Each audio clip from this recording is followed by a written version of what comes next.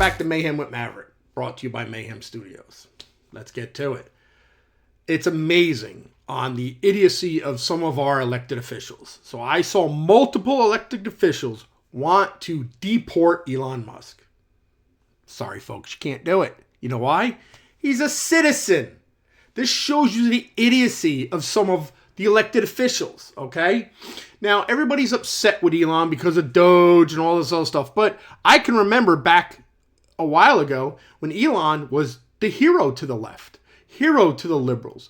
He created electric cars. Everybody loved it because combustible cars are bad.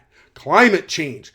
Now, I'm not saying there's no such thing as climate change, but the left has been screaming and pounding that drum since the 1970s.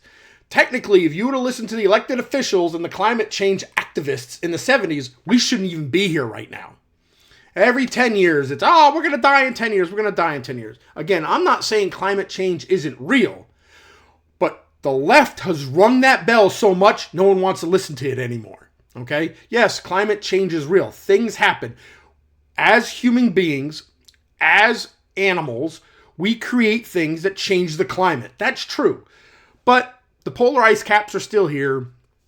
I think it was Gore that said, within 10 years, there's no Antarctica is not going to be there. Well, it's still there. Yes, it's melting, but, there's cycles. And if you listen to any true, real scientist, the planet has cycles. I'm going to get off the climate change thing or I'll be on here all day long. Okay, what I want to talk about is the fact that Elon Musk was a champion of the left, but now, all of a sudden, he's the enemy. Why is he the enemy? Oh, because he's no longer a Democrat. He's now supporting the Republican Party. And there is this shift. And what's crazy is I even told my son this. The left hates, the Dems hate Trump. Hate Trump. I mean, come on, we've created Trump deranged syndrome because they're so hateful. But guess what? Growing up in New York in the 70s and 80s, Trump was a Democrat. And they loved him. There are pictures all over the internet of Clinton hanging out with them. All these celebrities that hate him now hanging out with them. Everyone wanted to be at a Trump party, right? So why do they hate Trump? Because he went from Democrat to Republican. Why do they hate Elon? Democrat to Republican. Why do they hate Tulsi Gabbard? Democrat to independent, now working for the Republicans. Why do they hate RFK Jr.? Democrat, independent, now working for the Republicans. Listen, the left hates when you leave the party. And they will trash you when you leave the party. You want to leave the Republican Party? Go ahead, leave. Don't stay in it like some of these people and become a rhino. You're a Republican, but you're doing all the left stuff. If you want to leave the party, leave the party. But the left won't let you leave. If you leave, you're outcasted.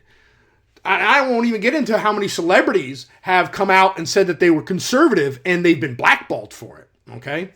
Back to Elon. So you have all these wacko liberals destroying Teslas, burning Teslas, damaging Teslas, attacking Tesla dealerships, and destroying the charging stations. All because they don't like Elon. First of all, this is the dumbest thing in the world.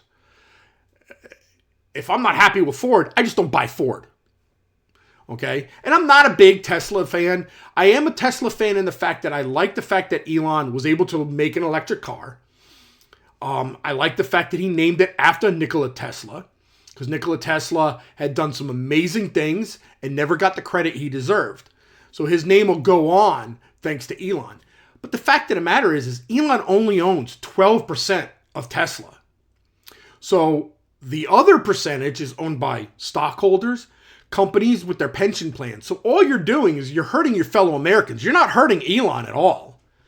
You're destroying property and all this stuff. And all you're going to do is the insurance company is going to pay out for the destroyed property, which means your insurance is going to get hiked. This is where I don't understand why the people on the far left are so animalistic and destroy things. It makes no sense. Ultimately, everyone's going to pay for it. You destroy a Tesla, and it's insured by the same insurance company you have for your car, your rates are going to go up. You may not believe that, but they like to spread the wealth. Yes, if you get into a car accident, of course they're going to jack it up. But when they start filing more and more complaints, and trust me, everyone who lives in the state of Florida understands this, because every time a hurricane hits, even if it hits Key West, people up in Pensacola get their freaking homeowners insurance jacked up. Okay? If you destroy a Tesla, all you're doing is hurting everybody else. You ain't hurting Elon. Elon's a billionaire. He doesn't, he does care, but it's not going to affect him financially. You're just acting like little children. And that's the problem. These idiots that are destroying the cars, they're acting like children. They don't know how to protest properly. Stand outside a dealership with signs. That's fine. Peaceful protest. This country was built on that. But destroying property is ridiculous and is unacceptable. Now, why does everybody hate Elon? Well, let's see. Again, went from the left to the right. He is part of Doge. He is finding all this corruption and all this wasteful and fraud that I've already covered in other videos. He and his team don't do anything in the federal government. I want you to understand this. They just look. Elon doesn't get to fire anybody. He doesn't call up and go, hey, Mike, you're fired. No. Elon and his team go to the president and make recommendations. And then it's on President Trump to either follow through with those recommendations or not follow through. Doge is just an advising team trying to help manage the fraud and waste in this country. There's nothing wrong with that. And to hate them is because you're scared they're going to find and catch you. And I'm talking to you senators and congressmen that are so scared of him and so angry with him. He's going to find the fraud eventually. He's already found tons of fraud in Social Security. And we all know. We've all known that for years. Social Security was corrupt. And I covered that before. All right? The executive branch has the right to do certain things. And no one can say what he can and can't do when it comes to certain parts of the executive branch. One of the things he can do is he can appoint advisors, which he did with Elon. Now, everybody's upset because he's recommended firing people. A lot of the people he recommended firing were still on probation. And I'm sorry, the mainstream media goes, oh, well, you have to do something to get fired. No, if you're on probation, you can get fired for almost any reason. I mean, trust me, I was on probation at both police departments that I worked for. And you walk on eggshells because honestly, you come in 5 minutes late, they can use that to fire you. I don't care what the media is telling you. That's how the real world works. They want you to believe that, no, there has to be certain things. No, probation is probation. The joke is they could fire you for looking at you funny. All right? So, again, Elon's not firing. He's making recommendations, and Trump's following through with those recommendations. But if you're so angry about federal workers losing jobs, why weren't you angry when Biden fired all those federal employees for not getting vaccinated? Why weren't you angry when Biden kicked a shit ton of people out of the military for refusing to get a vaccination?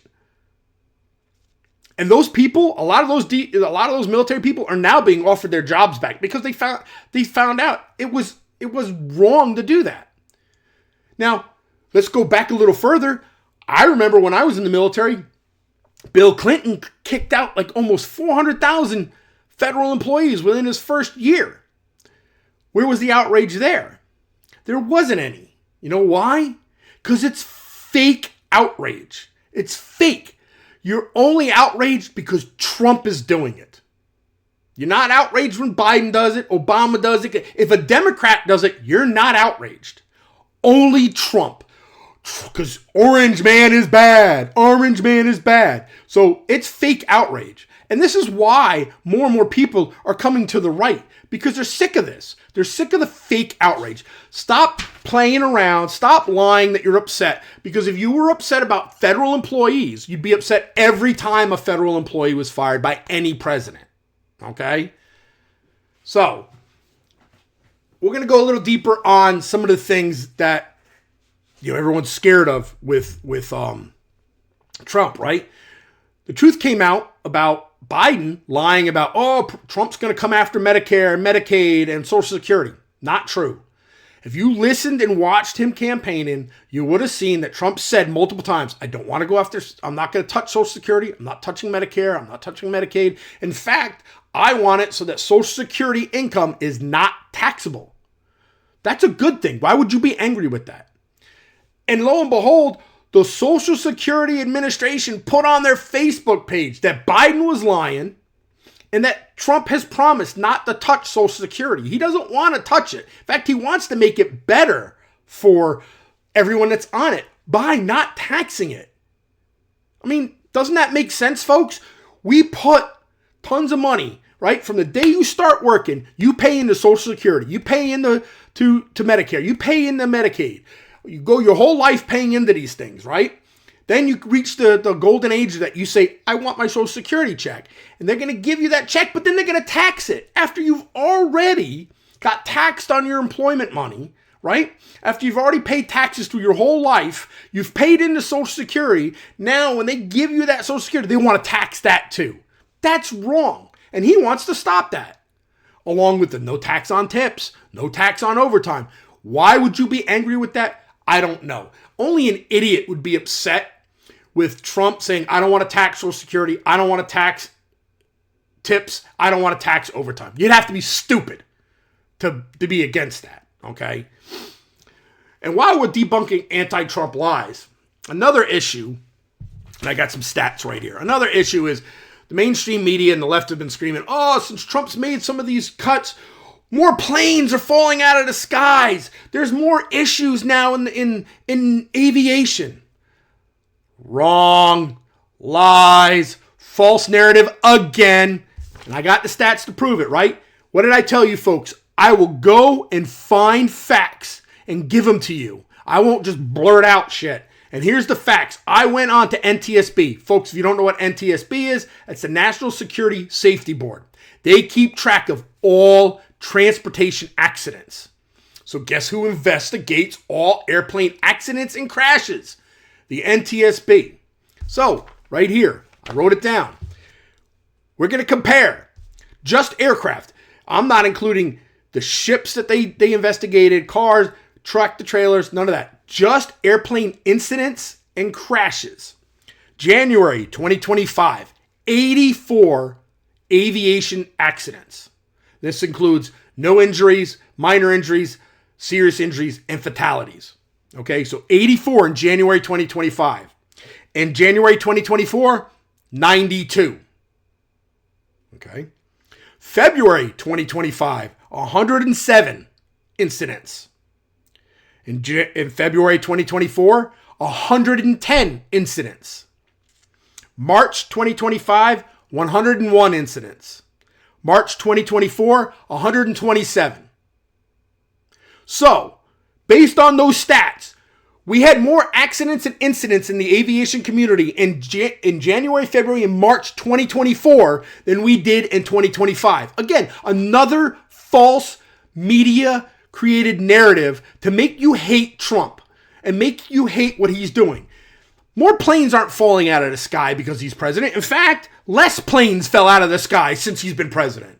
I mean, you have to educate yourselves and you have to be smart enough to look beyond the political bias. And now, again, if you don't believe me on those stats, go to the NTSB website. There's a search engine. You can search by plane. You can even search by aircraft. Boeing 737s. How many of them have had accidents? Do it. Prove me wrong, because you're not going to, because within 20 minutes before filming this, I pulled it off the website. So don't believe. Then again, I've said this in a bunch of my videos. When you hear something that just doesn't sound right, go investigate. The internet's a beautiful thing. You can find things out yourself, man. You don't need me to tell you, but I want you to continue to stay with me. I'll tell you the facts. Don't waste your time going to the internet. Just come to me. All right?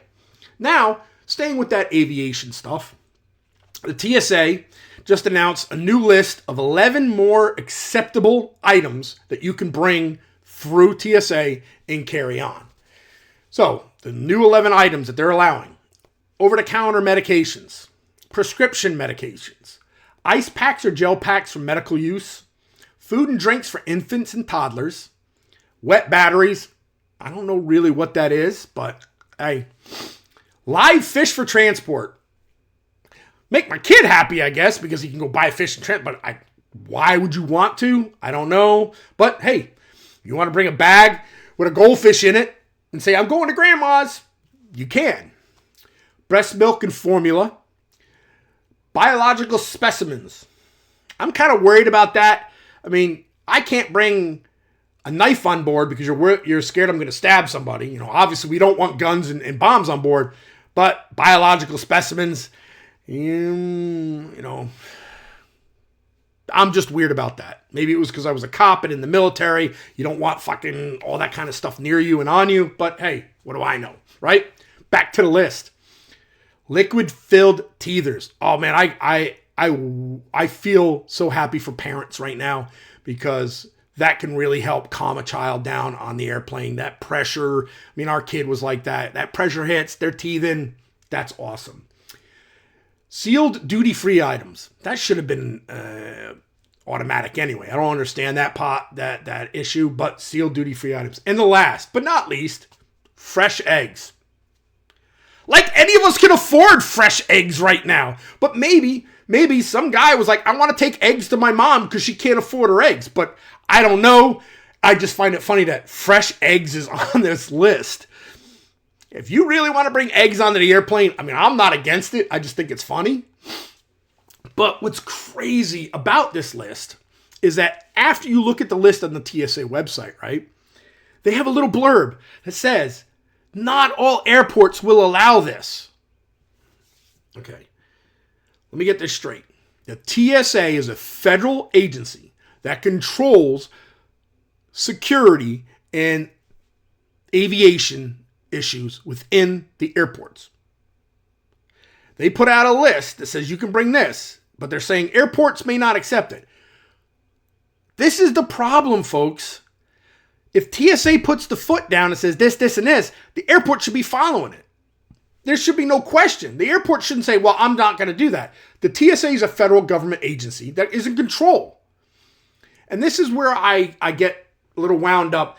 Look, I am just like any other person. I don't want to stand in those damn lines. I think it's ridiculous. I think it's ridiculous that we take our shoes off, our belts off. But I'm going to tell you, I've worn a badge since 1994. I've had a military police badge and I've had a civilian police badge. And I've traveled through all different airports. And I'm going to tell you something, right? Sometimes I forget to take my wallet out. Not every airport there would find a metal badge in my wallet. I went through JFK, alarms went off. Tampa, the alarm never went off. So there's not even national standards enforced across the country when it comes to this, when it comes to security. Now, I know in Knoxville, at the Knoxville airport, they have a new system there where you don't have to take anything off. And you don't even have to take your damn laptop out of your bag anymore because they have newer machines. And I guess, Knoxville's a small airport and I love flying there, but they were able to get the newer machines before, I guess, a lot of the bigger airports. So it's not as cumbersome and crazy. And take this off, take that off, take this off, no more of that stuff. So I give a lot of props to Knoxville. I love flying there when we go up to our property in Tennessee. But again, TSA, federal agency, local airport. You should follow those rules. This new 11 items, I should be able to walk into Tampa and say, these are the items TSA says I can have. Tampa should not be allowed to say, no, you can't have it. That's, again, one of the problems with this country and how we run things and how we expect it to run. You expect that the federal government is always the highest, and then it comes down. All right. So we're going to move from aviation, and we're going to talk about border protection and immigration. So the United States Supreme Court came out with a conclusion, 9-0. Let me say that again, 9-0. That means all the Democratic liberal judges voted with the conservative Republican judges. And what did they vote on? That the President of the United States, no matter who he is, the President of the United States has complete authority over the border, immigration, and international dealings. That's part of the executive branch, and he has the authority to deal with that. What does that mean? That means all these federal judges all over the country have no right to tell the President of the United States what he can and can't do and block any of his orders that deal with the border, with immigration, and with international dealings. The only group that can is the United States Supreme Court, because they are the check and balance. Remember, judicial, executive, congressional. That's it. They can do it. Not some federal judge overseeing San Diego sector, okay? And that's the problem. A bunch of these little federal judges think that they can tell the president what to do. They can't. Only the United States Supreme Court can. All you got to do is go back to school and learn local government. It's real simple. And again, 9-0. 9-0. All the U.S. Supreme Court justices agree. So, talking about immigration, let's talk about Kilmar Abrego Garcia. And if you don't know who he is, he's the one in the news that got deported to El Salvador, and the left is all screaming that there was no reason for it. He's just a Maryland dad or Maryland father. All right, we're going to dig deep on this one, okay? He was deported under the Alien Enemies Act because he was here illegally, and he's an MS-13 gang member. Now, the U.S. Supreme Court did tell President Trump, now the U.S. Supreme Court told President Trump he has to facilitate bringing him back. They said that. Doesn't matter what federal judge anywhere in this country said. They said that. They said facilitate it, which means try. But if the El Salvadorian president doesn't want to give him up, there is nothing we can do. Now we're going to go back to this because you need to understand something. His wife denies that he's gang affiliated. The left is denying he's gang affiliated. To the point that Senator Van Hollen visited him in El Salvador. But what is funny about that visit is when he's shaking this guy's hand, you can see the MS-13 insignia on the guy's hand. You can see it while he's shaking it. And there's a picture, right? Not to mention, let's go back to 2019. Garcia was granted withholding from removal by a federal judge for fear of gang violence if he returned home to El Salvador. Folks, do you know what that means? Okay, in lay terms, in regular people terms, right? That means he came to this country illegally. He was caught. He was brought in front of a judge for deportation in 2019. So he's here illegally. He got caught. He's in front of a judge. He claimed that if he was sent back to El Salvador, that he would be a victim of rival gang violence. Rival gang violence. So he was asking for to be let to stay in this country because if he went back to El Salvador, a rival gang may kill him. And that judge granted it. Okay? So, I can't go back to El Salvador because I'm a gang member and a rival gang will kill me. That's what he claimed in 2019. So which is it? Is he not? Or is he a gang member? Well, let's add the crying wife, Jennifer Vasquez Sura. She filed a domestic violence restraining order for being punched, scratched, her clothes torn off, and other harm back in 2012 in George County. Okay? But she's now on TV claiming her husband is a hardworking man and was abducted by the government and wasn't a gang member, and she's got a bunch of Democratic senators and congressmen supporting her. All right. But Garcia was arrested with a large amount of cash in his pocket and no filed employment with the IRS. Okay. The Leo brain, large amount of cash, and can't freaking tell me where he made it from, screams two things to me. Gang member, drug dealer. Okay? Why would she be covering for him? If he beat the crap out of her. She's claiming he beat her up and she asked for a restraining order. Why would she be covering for him right now? Why is she on TV crying that the government abducted him, which they didn't. They arrested him and deported him, and that he's not a gang member. All right? So I'm going to bring my police brain in, right? Why would somebody lie like that? Okay, well, there's a couple reasons, and I'm going to give you three. The money's gone, right? She's not working. She's not making the money. His money's gone. Now that he's out of here, she doesn't have that income that he was bringing in. However, he made the income. Number two, Fear of the gang that's already there. So the fear of MS-13 that's still in Maryland coming after her if she tells the truth about him. Or the Democrats are using her to push a false narrative, which I think it's a combination of all three. In my personal opinion, I think it's a combination. I think she's scared that there's going to be reprisal if she goes on TV and says, he's a horrible person, he is a MS-13 gang member, and I don't want him back. Because here's a picture of her covered with the hearts over his MS-13 tattoo, because she knows what it's all about, right? Excuse me. She knows he's a gang member. And he admitted he was a gang member in 2019, but all of a sudden he's not. You know, whatever. All right. Now, there was a horrible, horrible incident that happened in Texas at a high school track meet where two students got into an argument and one ended up dead. All right. Austin Metcalf and Carmelo Anthony were involved, and Austin lost his life by being stabbed in the chest by Carmelo. Here are the facts, okay? I'm going to give you the facts. They were in an argument because they were under a tent at a track meet during the rain. Austin told Carmelo to leave. He couldn't be under the tent. Carmelo told him, touch me and see what happens, as he's reaching into his backpack. Well, Austin touched him, and Carmelo stuck a knife into his chest. Right? Austin died in his twin brother Hunter's arms from one night, right into the chest. So now let's break it down. Okay, those are the facts of what happened. Okay, Carmelo ran off, tossed the knife somewhere. Police found the knife. They eventually found him, and he's claiming self-defense. Okay, I don't buy the self-defense issue. All right, and here's why. Right, first of all, you're on school grounds. So you know you're not allowed to have any kind of weapons, including knives. Now, I was a police officer. I have the right to carry off duty. I went to tons of football and soccer games that my son played in.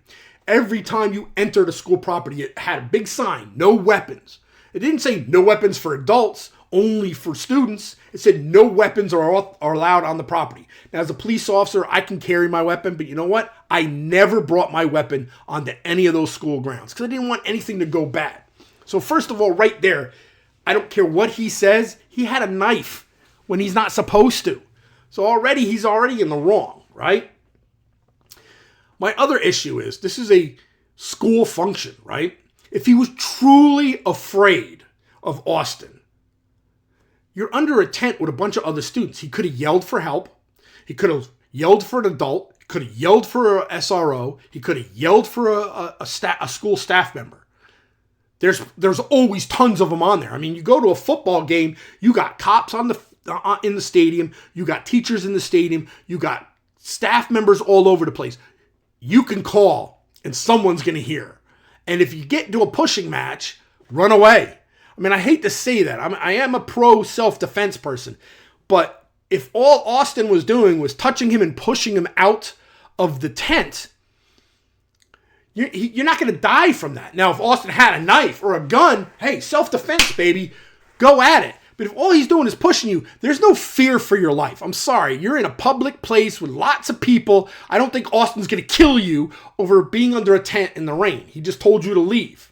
Now, whether Austin was aggressive about it or being a bully about it, I don't know. Still doesn't give Carmelo the right to take the kid's life, okay?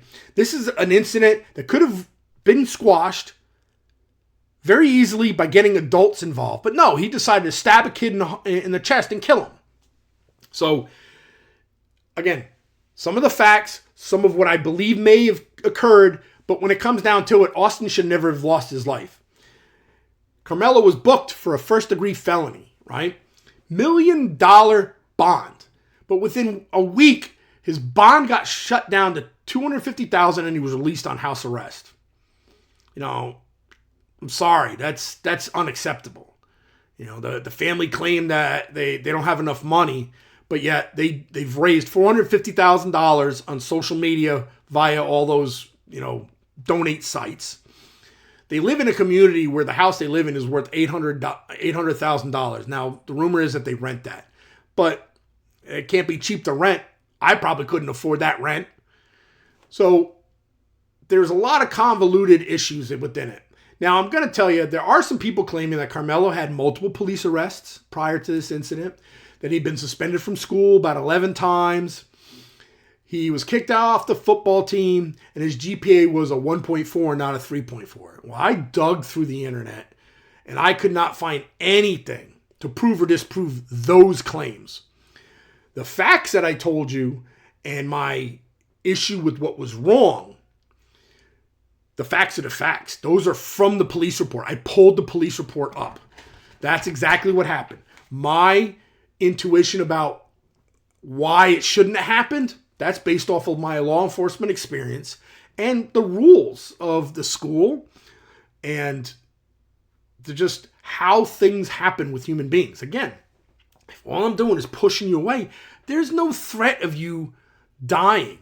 Now, unless you're 2'3" and you got the Rock pushing you, or, like Kevin Hart getting pushed by the Rock, yeah, maybe you could fall down and break your, and knock yourself unconscious. But I don't believe that the jury's going to buy self-defense. And we all know Texas and their self-defense law is really out there compared to the rest of us. But I really don't think a jury's going to buy it. I don't see it. Now, obviously, the police department's still doing more investigations. When more witnesses come forward, when more witness information comes forward, maybe there'll be some more videos, and maybe we'll see, maybe Austin threatened that he was going to shoot him, reaching into his waistband. I don't know. But again, if it was just simply, you don't belong in this tent, get out, and he went to go push him out, no reason to kill the kid, okay? We're going to end on that ridiculousness. All right, one of my other issues with what's happened lately is we had 6 women who flew in the Blue Origin who claimed they're astronauts. Now, all my women and lady subscribers and friends, please, this is not a sexist issue. This is not a misogynist issue. This is a fact issue, okay? You had Gayle King, Katy Perry, Lauren Sanchez, Carrie Ann Flynn, Aisha Bowe, and Amanda Nguyen. They all rode up in the Blue Origin for 11 minutes, went into space, floated around, and came back down. Okay? That doesn't make you an astronaut. That makes you a rich asshole that rode on an expensive carnival ride. Because you didn't do anything but sit, ride up there, and ride back down. You didn't pilot it. You didn't go through any extensive training. You didn't do jack. Okay? Real astronauts, true NASA astronauts, go through months and years of training. And then some of those astronauts who go through all that training never make it to space. Years of investing in training and never make it to space. But true female astronauts, I'll give you a couple right now. True female astronauts. Sally Ride, the first U.S. woman to go into space. Kalapana Chawala, I may have mispronounced her name. First Asian woman, U.S. woman to go into space. Mae Jemison, the first U.S. African-American woman to go into space. Ellen Ocha, the first U.S. Hispanic woman to go into space. And let's not forget Sunita Williams, who just got back out of being in space for 9 months. Those are true astronauts. Those are the women your little girls should look up to, not these 6 rich assholes. They didn't do nothing for mankind. They didn't do nothing. They're spoiled brats. And the fact that they're upset that they're getting kickback and people are angry at them, yeah, we should be angry at you because you guys are a joke. You're making such a big deal like you did something like the first person to ever go into space. Jesus, we sent dogs, monkeys, and cats into space. So you're not special, okay? You're not special. I think the chimpanzee that the Russians sent up did more work than you did. So stop with the crap. Honor real true patriot, real true astronauts. Don't honor those people. They're a bunch of wackos anyway. Okay. That was a good rant. But it upset me. It upset me because, you take away from those true women that really did accomplish things. And if you go and you just type in women astronauts, there is a long list of accomplished, great human beings that are women that worked for NASA and the communauts, or oh God, I can't even remember how to say the Russian ones, but all the female astronauts from all over the world. They've worked hard and deserve the acknowledgement. And when you claim that these 6 women are astronauts, you take away from everything that those women did. So I'm done with that. All right, so now we're going to touch on something. For years, my wife used to joke with me that I should go get, a manicure, a pedicure. And every once in a while, I go and I get my feet done with her because it's kind of relaxing. So if you didn't notice, you probably don't notice, but I got a haircut and my beard trimmed last week. And while I was doing it, I started thinking, do men deserve to pamper themselves, right? Now, some people are going to go, oh, well, a man that pampers himself is a metrosexual, or, he's worried about his looks more than anything. But as I was sitting at my barbershop, and the haircut, the beard is not all I get done. It's an hour and a half thing. They clean your pores. They do a whole bunch of stuff. So I was getting pampered. And as I was sitting there thinking about it, I'm like, you know what?